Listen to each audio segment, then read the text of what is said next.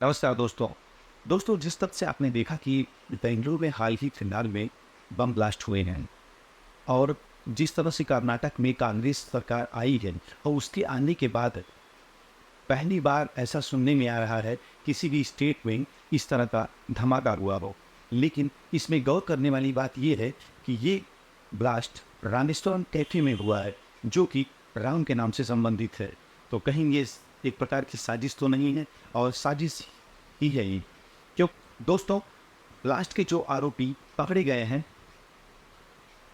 वो आप स्क्रीन पे देख सकते हैं।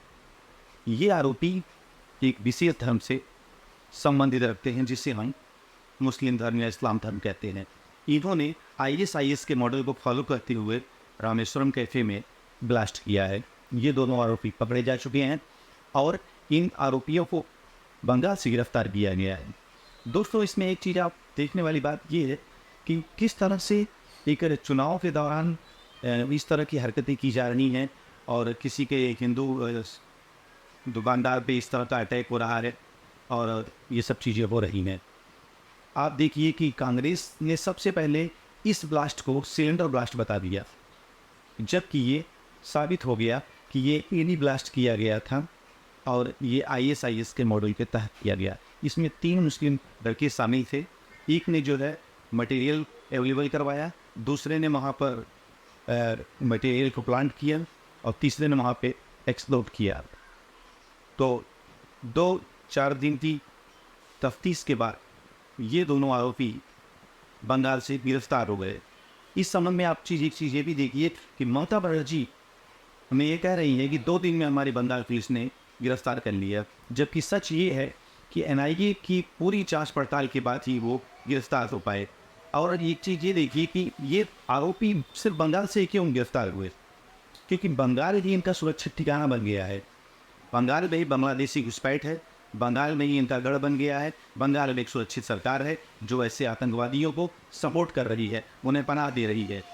आप उत्तर प्रदेश में ये सब चीज़ें घटनाएं आपको देखने को नहीं मिलेंगी। जिस तरह से योगी मॉडल और मोदी मॉडल चल रहा है देश में, निश्चित तौर पे आप पूरे देश में ये चीज़ होनी चाहिए और अन्य सरकारों को भी ये सीख जानी चाहिए कि किस तरह से स्टेट को चलाया जाता है। जिस तरह उत्तर प्रदेश में आज गुंडे माफिया उनका जो हस्त हो रहा है, उनका जो अंजाम हो रहा है, कितनों ने स्टेट छोड़ दिया है, कितने ने सुधर गए हैं और कितने जेल में हैं।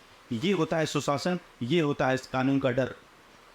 लेकिन बंगाल जैसे स्टेट में कानून का कोई डर नहीं रह गया है और कर्नाटक में जब से कांग्रेस सरकार आई है वहाँ भी यही हालत देखने को मिल रहा है। आखिर ऐसे ब्लास्ट में एक धर्म विशेष के लोग ही क्यों पकड़े जाते हैं? इनको क्या मिला ऐसा करके? रामेश्वरम कैफे में जो ब्लास्ट हुआ, इसमें इन लोगों को क्या मिला? इन लोगों को क्या हासिल हुआ ऐसा करके? ये धर्म विशेष के नाम पे, ये आतंक के नाम पे क्या फैलाना चाहते हैं, क्या मैसेज देना चाहते हैं?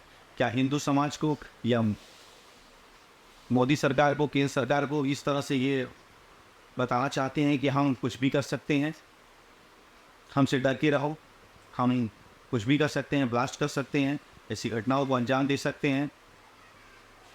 कांग्रेस में हमारी सरकार आई है, ये क्या साबित करना चाहते हैं? सारे दुनिया को ये चीज़ पता हो गई है कि ये आतंकवाद जैसी घटनाएं एक धर्म विशेष के तहत होती हैं। आईएस में ज्वाइन होने वाले ज़्यादातर लोग एक ही धर्म से क्यों है? बेंगलुरु ब्लास्ट के होते ही सबसे पहले इसको सिलेंडर ब्लास्ट का नाम दिया गया। ये हमारी सरकार की पहली गलती। बेंगलुरु में वहाँ पाकिस्तान जिंदाबाद के नारे लग रहे हैं, बेंगलुरु में ब्लास्ट हो रहे हैं। ये होती है कांग्रेस की सरकार चलाने की व्यवस्था। ये होता है एक खास वर्ग के तुष्टीकरण के लिए ऐसा काम करना, एक खास वर्ग के लिए सरकार को चलाना। कर्नाटक की 80% आबादी हिंदू है, उसके बावजूद यहाँ पर ये चीज़ें देखने की मिलती है। जब तक कि हिंदू सनातनी समाज शांति और व्यवस्था और धर्म के पालन के लिए ऐसी सरकारों को नहीं चुनेगा जो देश में धर्म का शासन लाएं, सत्य का शासन लाएं,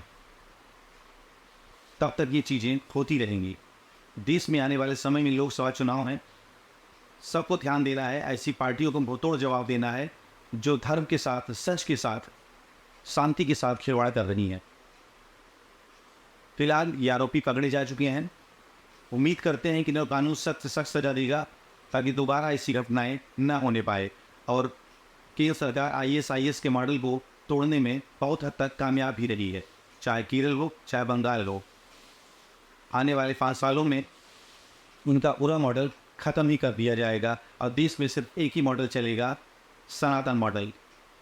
जय हिंद, नमस्कार।